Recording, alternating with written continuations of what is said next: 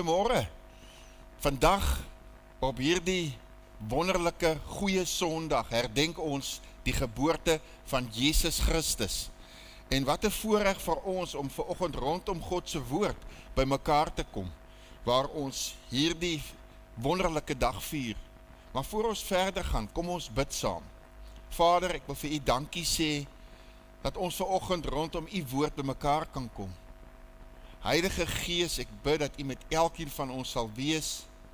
Here, dat U ons sal lei. Here, dat U die woord vir ons sal oopbreek vanoggend.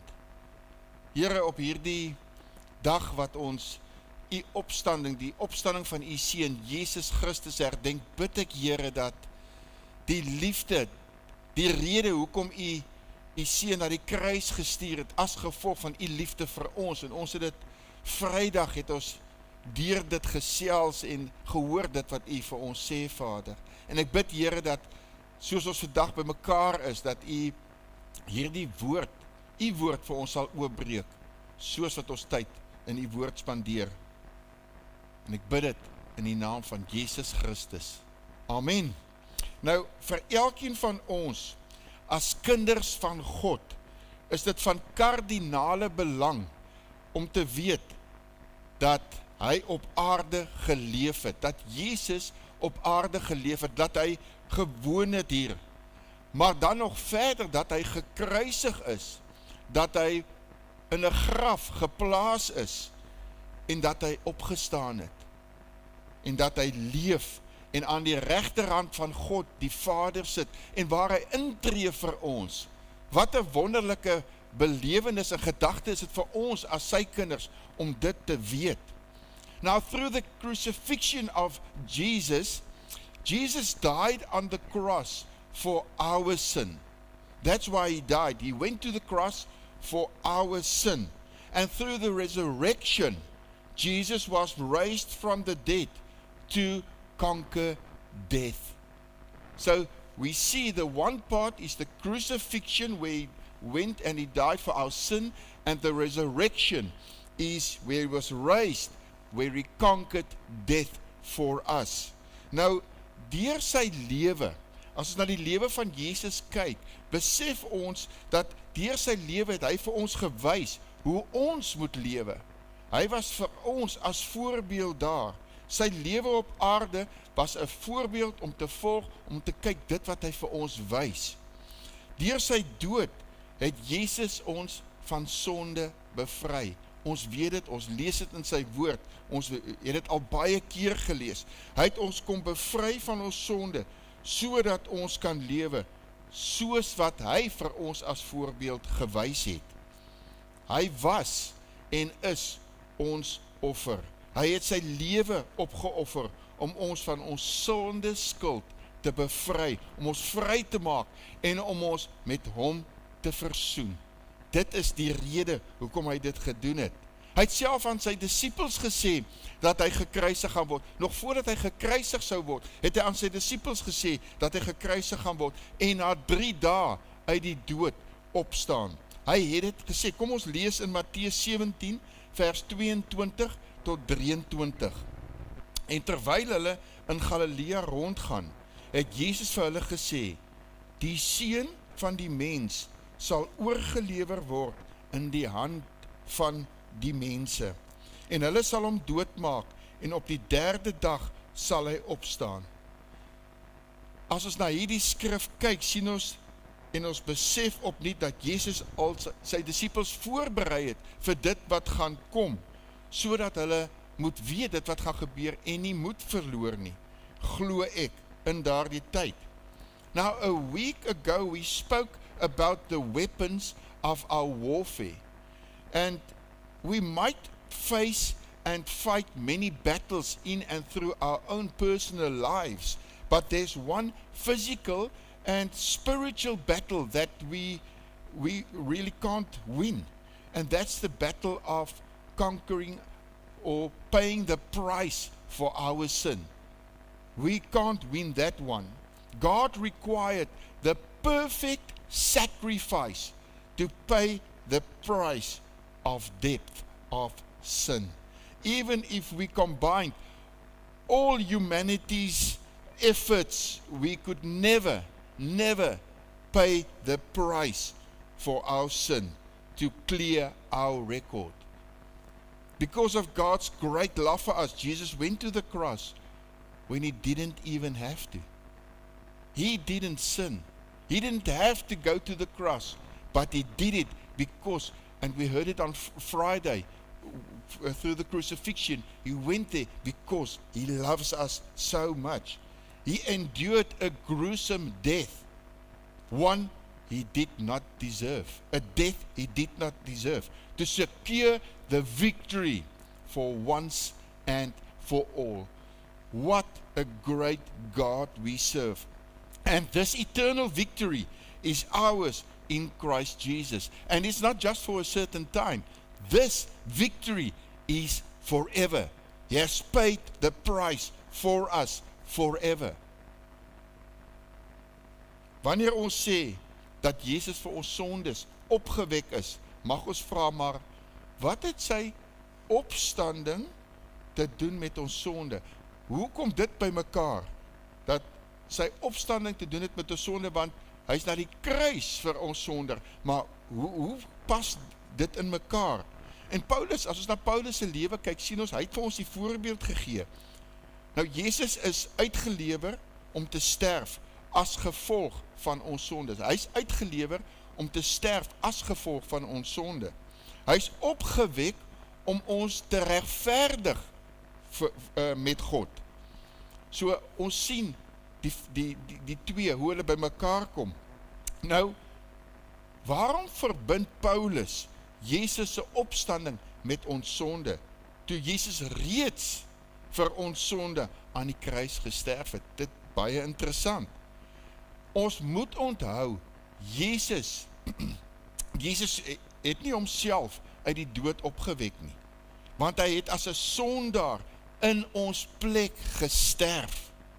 As God die Vader nooit vir Jesus uit die dood opgewek het nie, sou die kruisiging niks beteken het nie, en sou ons nie ons vry gewees het van ons sonde nie. Ons lees in Romeine 6 vers 4, ons is dus met hom begrawe, deur die doop in die dood, sodat net soos Christus uit die dode opgewek is, deur die heerlikheid van die Vader, ons ook so in 'n nuwe lewe kan wandel. En ek wil dit vanoggend in die Engels ook lees, want dit is vir my belangrik dat ons hierdie gedeelte verstaan. Therefore, we were buried with him through baptism into death, that just as Christ was raised from the dead by the glory of the Father, even so we also should walk in newness of life. We must remember that God left Jesus on the cross. He left him there. Jesus even cried out, my God, why have you forsaken me? So he left him alone on the cross. After he has left Jesus on the cross, he later returned to him. He later came back to him and raised him from the dead. What a God we serve. The fact that God raised Jesus from the dead is proof that he accepted the sacrifice Jesus has made on the cross. He accepted Jesus as the sacrifice for our sin. He paid the price and he raised him from the dead. This is why Paul connects Jesus' resurrection with our sin. And what happened on Friday was confirmed today on Resurrection Sunday. So what happened on Friday, what was meant for Friday, was confirmed on this day today, the Resurrection Sunday. The value of the cross was confirmed with the resurrection. So we see how these two come together. This is where the crucifixion and resurrection and forgiveness of sin come together. And God planned all of this because of his love for us. What a wonderful God. the realization of Jesus' bodily resurrection is the core hope of our faith. This is no mere metaphor, no simple symbol, no made-up story or disembodied idealism. It's not. This is truth. The empty tomb announces with uncomparable realization that God is committed to our whole existence. He's committed to our whole existence, our body, as well as our souls, our minds, our flesh, everything is committed to us. We read in 1 Corinthians 15, verse 14, and if Christ is not risen, then our preaching is empty, and our faith is also empty. So, as Christus nie opgewek is nie, dan is ons prediking vergeefs, en vergeefs is julle geloof. Dis wat die skrif vir ons sê. So Jesus se opstanding bevestig en dit bewys die voortreffelikheid van God se woord. Daarom glo ons, want sy opstanding is waar. Dit het gebeur. Dit het plaasgevind. Jesus se opstanding gee ons ewige toegang om God te ken. Dit gee ons toegang om God intiem te ken, om by sy voete te sit, om van hom te hoor, om daai gesprekke met hom te hê, om hom werklik in al sy weë te ken, om hom intiem, werklik intiem te ken, om tyd met hom te maak, waar ons kan hoor van hom, waar ons lof aan hom kan besing, waar ons hom kan eer gee, en waar hy sy geheimenisse met ons deel. Jy kan dit gaan lees in Hebreërs 10 vers 19, op 'n latere stadium. Jesus se opstanding bevestig dat God Jesus aangeneem het as die lewende offer vir ons sondes. Lewende offer vir ons sondes. His death and resurrection is an undeniable evidence of God's love for humanity. I'm going to say it again.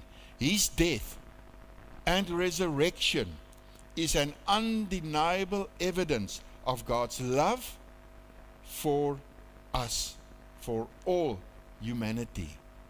His resurrection guarantees that God will fulfill every promise made to us. Every promise. Why do I say that? There's a reason why I say that.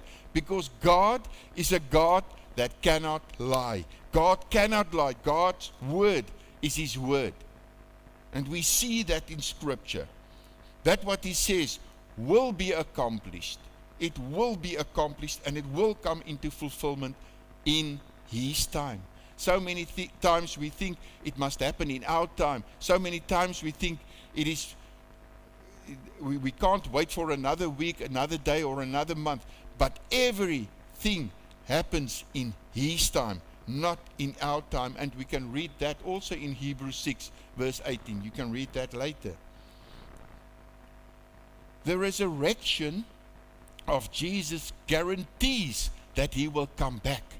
We read in John 14 verse 3, and if I go and prepare a place for you, I will come again and receive you to myself, that where I am, there you may be also. So we see in the Scripture, Jesus is saying, where I'm going to prepare a place for you, but I'm going to come back to gather you for myself, to receive you for myself. So ons sien hier in Johannes, lees ons dat Jesus vir ons sê, hy gaan 'n plek vir ons voorberei.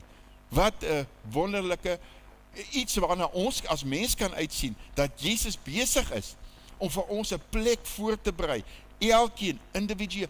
En wat vir my so interessant is, hy gaan berei 'n plek voor, en ek glo, hy berei 'n plek voor wat bestem is vir elkeen persoonlik.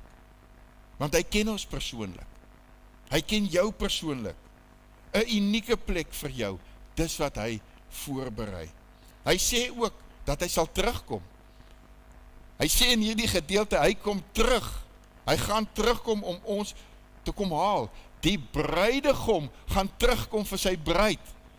Om ons, wat die bruid is, Jesus as die bruidegom, hy kom om ons te haal. Daai liefde wat ons het, daai liefde wat die bruidegom vir ons het, hy kom en hy sê, my bruid, ek gaan kom om jou te kom haal. En die opstanding van Jesus waarborg die ewige lewe in God alleen. Want as God Jesus uit die dode opgewek het, sal God ons ook lewend maak. Jy kan gaan lees in Romeine 8 vers 11. Hy gaan ons ook lewend maak. So we see that the resurrection of Jesus Christ guarantees his return and empowers the church. He empowers the church. Jesus, the resurrected King, is the active, living head of his church. It's not our church. So many people think today the church belongs to them. No, we are the church. It's his church. We belong to him. We believe there's only one foundation, and the foundation cannot be destroyed, shaken, or moved. For no one can lay any foundation other than that what we already know, and that what we already have, and that is Jesus Christ. Jesus Christ, the risen King.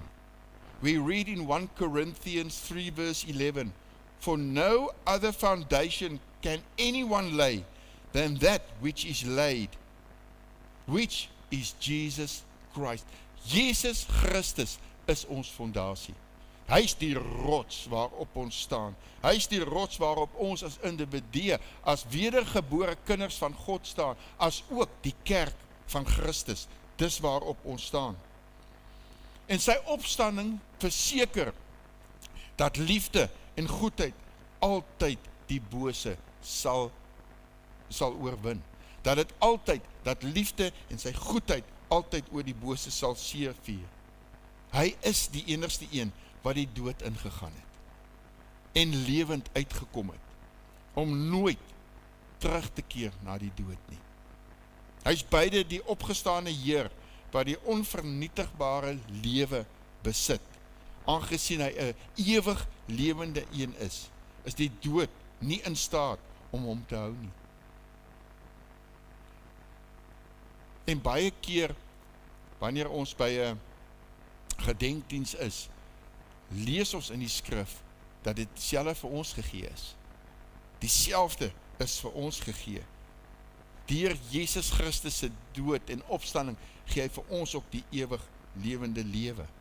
Hy het homself aan die dood oorgegee, maar die dood het geen manier gehad om hom vas te hou nie. Die dood kon hom nie vashou nie.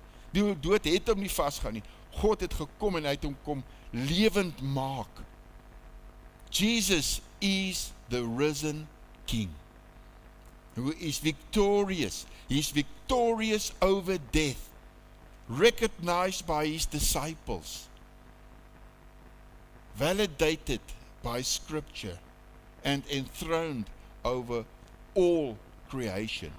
He is enthroned over all creation. The victory is in him. Die oorwinning is in hom. 1 Corinthians 15 verse 57. But thanks be to God, who gives us the victory through our Lord Jesus Christ. Thanks be to him. He gives us the victory. Paul uses the word gives here in this sentence. God gives us victory. We cannot accomplish this victory. We cannot earn this victory. God gives it to us. We as believers are actively believing, and we receive this victory in the life and the light of his victory given to us by Jesus Christ. And I end with the following. A life of victory means that we thank God. We thank Him for what He has made available to us in and through Jesus Christ as the head, and as He leads us by His Holy Spirit to walk daily in victory. May we live our lives as a testimony of our risen King. He has risen. The victory is in Him. Let us pray. Father, thank You that today we can celebrate the resurrection of Your Son, Jesus Christ.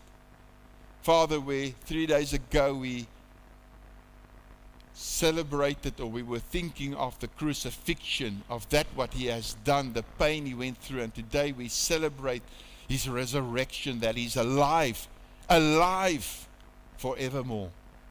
And Father, I pray that we will live a life in the victory of Jesus Christ. Here, dat ons 'n lewe sal lei in die oorwinning wat Hy vir ons behaal het, wat U Seun Jesus vir ons behaal het. Here, dankie dat ons kan leef met die wete dat die prys betaal is. Dat die perfekte lam die prys vir ons betaal het.